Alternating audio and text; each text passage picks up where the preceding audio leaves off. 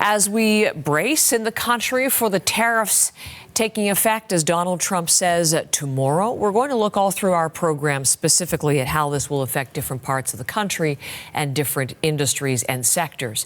With Donald Trump saying he'll follow through tomorrow, we want to look and see where that will be felt in the East, the Atlantic provinces. So Brett is in Halifax, and we're going to hone in for a moment, Brett, on the businesses in the Maritimes that would be hit significantly.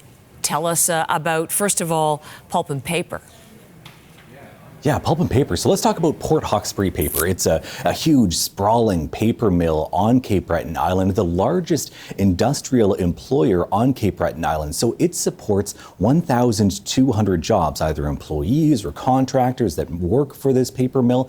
And what do they produce? They produce high-quality paper used for magazines, used for calendars, used for flyers, things like that. So it sounds like a good business, but the problem is that 93% of that product they produce, that paper, is exported down to the United States. And so if that paper suddenly becomes more expensive by 25%, those American buyers might look elsewhere, might look internally to American producers or to untariffed countries for that paper product. So that's just one example of one business here in Nova Scotia of a company that is vulnerable, that is perhaps exposed when it comes to these possible tariffs coming into effect tomorrow. Heather. And Brett, we know it's not just the major industries. There are small business owners, small and medium-sized business owners who are who are concerned. Tell us about some of them.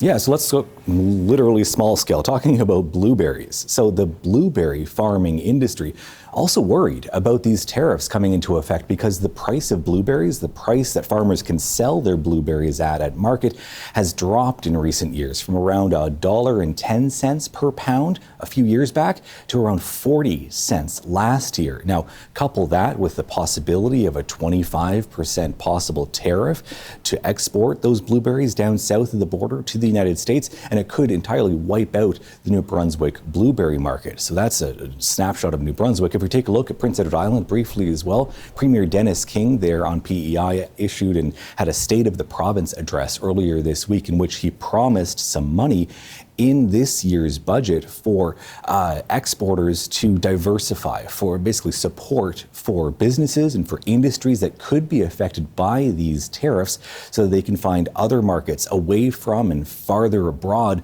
from the United States if that market should suddenly shrink because of Americans just not being able to afford some of the products that Canadian producers are making. So kind of a snapshot here of some of the industries, some of the businesses affected by the possibility, the impact of these tariffs that they could have if they should come into effect tomorrow.